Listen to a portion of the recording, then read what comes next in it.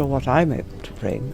It's what all these very brave ladies tell me. The walls of the palace have heard wars, betrayals, whispers of abdications and scandals, but insiders now claim that nothing quite compares to the icy confrontation that allegedly erupted behind closed royal doors. A moment so controlled, so precise, yet so explosive that it may have quietly redrawn the balance of power inside the British monarchy. Because according to reports circulating through royal corridors, Princess Anne, the woman known for discipline sharper than steel and loyalty forged through decades of duty, delivered a message so cold, so unmistakable, that it stunned even seasoned palace insiders. Camilla would have no part in Prince William's future coronation. Not a debate, not a suggestion, a line drawn in silence. And when Anne moves like that, it's never accidental. What makes this moment even more unsettling is not the drama everyone expected, but the eerie absence of it. There were no shouting matches, no explosive press leaks, no dramatic royal statements. Instead, there was something far more unsettling: quiet precision, the kind of silence that only happens when something serious has already been decided behind closed doors. Because suddenly, deep inside palace planning circles, something strange began to happen. High-level meetings about Prince William's future coronation were quietly taking place. Confidential documents were circulating. Ceremonial plans, symbolic decisions, architectural layouts for the future monarchy were being drafted. But there was one name mysteriously missing from every conversation: Camilla. At first, it seemed impossible. A clerical oversight, perhaps. A scheduling mistake. After all, Camilla had spent years carefully rebuilding her public image, slowly transforming from one of the most controversial figures in royal history into the queen consort standing beside King Charles. That transformation had taken patience, calculation, and relentless image repair. Many believed she had finally secured her permanent place at the heart of the monarchy. Yet suddenly, she wasn't in the room where the most important decision about the monarchy's future was being shaped. And the way she discovered it was even more unsettling. No formal explanation, no diplomatic conversation. Instead, her own staff reportedly began noticing strange inconsistencies. Important memos never arrived. Planning outlines bypassed her office completely. Calls seeking clarification went unanswered. Meetings happened without invitations. At first, the confusion felt administrative, but the pattern quickly became undeniable. This was not an accident. This was exclusion. Inside Clarence's house, the emotional shock reportedly landed hard. Camilla had spent years proving her loyalty to the crown, carefully stepping into her role beside Charles while navigating a public that had never fully forgotten the past. She believed the hardest battles were behind her. Yet now, the future coronation of the next monarch, arguably the most historic royal moment of the coming decades, was being quietly organized without her presence. And inside palace walls, silence said everything. Because insiders insist this move was not chaos. It was strategy. Those closest to Prince William reportedly acted swiftly and in perfect coordination, almost as if the instructions had already been agreed upon long before the planning even began. A tight inner circle handled the documents. Discussions were limited, information was controlled, and at the center of that silent coordination stood one person whose influence inside the royal structure has always been underestimated by outsiders: Princess Anne. For decades, Anne has embodied the monarchy's strictest interpretation of duty. No theatrics, no celebrity spectacle, just relentless service and discipline that insiders often compare to military precision. She has watched generations of royal drama unfold without ever losing her posture, which is why her quiet shift in position now feels so seismic. Because when Anne changes course, it usually means something fundamental inside the institution has already crossed a line. And according to several insiders, the tension surrounding Camilla had been building for years. Never loud, never public, just subtle distance. Polite interactions that felt slightly colder than protocol required. Formal appearances without warmth. Observers began noticing that while other senior royals gradually embraced Camilla's growing role beside Charles, Anne maintained a careful, almost surgical distance. Courteous but never close. To Anne, the monarchy was not a stage for personalities. It was a machine built on hierarchy, discipline, and clearly defined roles. You earned your place slowly through years of visible service. You didn't reshape the structure around yourself. And as Camilla's influence inside palace conversations appeared to grow, particularly after Charles ascended the throne, whispers began circulating that Anne believed the balance was shifting too far. What began as quiet discomfort eventually turned into something far more serious. private conversations reportedly began taking place between Anne and Prince William, discussions not about personal feelings but about the future architecture of the monarchy itself. According to insiders, Anne warned that if the lines of authority around the future king became blurred, the stability of the crown could weaken. William, already preparing to lead a modern monarchy under relentless public scrutiny, could not afford confusion about who controlled the inner circle of his future reign. And slowly, quietly, something changed. Camilla's role in sensitive planning discussions began shrinking. Not dramatically, not publicly, but unmistakably. Invitations disappeared. Meetings narrowed. The inner circle tightened. It wasn't revenge. It was containment. Yet what nobody expected was how far the situation would escalate. Because soon, a private meeting involving Prince William and Camilla would reportedly shift the entire dynamic of the royal family. A conversation meant to calm tensions would instead reveal just how deep the divide had already grown. And when that meeting ended, the future of the monarchy suddenly looked far less united than the palace wanted the world to believe. The meeting at Clarence House was supposed to be routine, the kind of quiet royal conversation designed to smooth tensions before they ever become visible to the outside world. That's how these things normally work inside the monarchy. Problems are contained early, disagreements are softened with diplomacy, and the institution moves forward without cracks showing through the polished surface. But insiders now claim that this particular meeting carried a very different weight, because by the time Prince William walked into that room, the issue was no longer simply about ceremonial planning or polite protocol. It was about the future control of the monarchy itself. For months, subtle signs had been accumulating behind palace walls. A glance held a little too long, a conversation that ended abruptly when certain names entered the room, a slightly delayed response during formal events where everyone else seemed perfectly synchronized. None of these moments were dramatic enough to trigger headlines, yet taken together they formed a quiet pattern that palace staff could not ignore. The balance of influence around the next monarch was shifting, and everyone close to the inner circle could feel it. William, by nature disciplined and measured, had watched this shift carefully. As Prince of Wales, he had spent years studying how power inside the monarchy truly works, learning that the crown does not only rest on ceremony and tradition, but on invisible lines of authority that must remain absolutely clear. And lately those lines appeared to be drifting. Camilla's presence in discussions about future ceremonial structure had gradually grown stronger. She was attending more strategic meetings, offering opinions on symbolism, seating arrangements, public messaging, and even elements connected to the future coronation. To many observers, this seemed like a natural evolution of her role as queen consort beside King Charles. But to others inside the palace, particularly those loyal to the next generation, it began to feel like the past slowly stepping into a room that was meant to belong to the future king. When William requested the private meeting, those close to him say his approach was calm and deliberate. There were no accusations, no emotional outbursts, nothing resembling the dramatic confrontations often imagined by the public. Instead, he reportedly spoke with careful precision, choosing each word the way a future monarch must. He acknowledged Camilla's position beside his father and recognized the years she had spent navigating a complicated public image. But then he made something equally clear. The coronation that would eventually place the crown on his own head was not simply another ceremonial event within the reign of Charles. It would represent the beginning of an entirely new era for the monarchy, one shaped by his vision, his advisors, and the generation that would carry the institution forward. According to insiders, William explained that certain decisions, particularly those connected to the structure, symbolism, and planning of that future coronation, needed to remain inside a tightly controlled circle directly connected to him. The message was respectful but unmistakable. Some roles would remain outside that inner circle. Camilla listened, and although the conversation reportedly remained polite, the atmosphere grew noticeably colder. For years, she had worked carefully to secure her place inside the royal structure, slowly earning public acceptance and institutional respect after decades of controversy surrounding her relationship with Charles. Being told that her involvement in the most historic transition of the next generation would be limited was not something she had anticipated. Sources say the reply she gave William was measured but firm, reflecting the confidence she had gained since becoming queen consort. And in that moment, the room reportedly fell into one of those long silences that palace staff later describe as more revealing than any argument. Because in royal circles, silence often means a decision has already been made elsewhere. And this is where Princess Anne's role suddenly becomes impossible to ignore. While William may have delivered the message in person, insiders increasingly believe that the groundwork for this moment had been quietly prepared long before that meeting ever occurred. Anne had spent decades observing how influence inside the monarchy evolves, how alliances shift, and how the stability of the crown depends on careful control of its internal structure. Her conversations with William in the months leading up to this moment reportedly focused on one central concern: clarity of authority. If the future king allowed uncertainty about who held influence during the preparation of his reign, the institution could begin to fracture from within. For Anne, whose entire life had been devoted to the idea that duty must always outrank personal relationships, the issue was not emotional, it was structural. And so, without dramatic declarations or public confrontation, she moved in the way she always had, quietly, precisely, and effectively. By the time William and Camilla sat across from each other inside Clarence House, the machinery of that decision was already turning. Invitations had stopped appearing, strategic planning circles had narrowed, documents moved only between the most trusted advisors connected to the future king. It was the kind of controlled shift that the monarchy has perfected over centuries, a change so subtle that the public might never notice it until long after the balance of power has already moved. In public, of course, nothing appears unusual. Royal engagements continue as expected. Photographs show smiles, handshakes, polite conversations, and the familiar choreography of palace life. Camilla stands beside Charles. William carries out his duties as Prince of Wales. Anne continues her tireless schedule of engagements with the same composed discipline she has shown for decades. Yet those who understand the rhythms of the royal household insist that something fundamental has already changed behind the scenes. Because the moment Princess Anne quietly ensured that Camilla would not stand inside the planning circle of William's future coronation, a boundary was drawn. A boundary not about personalities, but about the direction of the monarchy itself. And royal history has proven again and again that once such boundaries appear inside the palace, they rarely disappear without consequences. For now, the palace maintains its familiar silence, offering no confirmations, no denials, no explanations. But the tension continues to ripple through the corridors of power, raising questions that no official statement can easily answer. Was this simply a strategic move designed to protect the future king's authority, or the first sign of a deeper fracture between generations of the royal family? Is Princess Anne safeguarding the stability of the crown, or quietly reshaping its future from behind the scenes? And as Prince William moves closer to the throne, one uncomfortable question now lingers over the monarchy like a shadow that refuses to disappear. Who truly controls the crown when the next reign finally begins?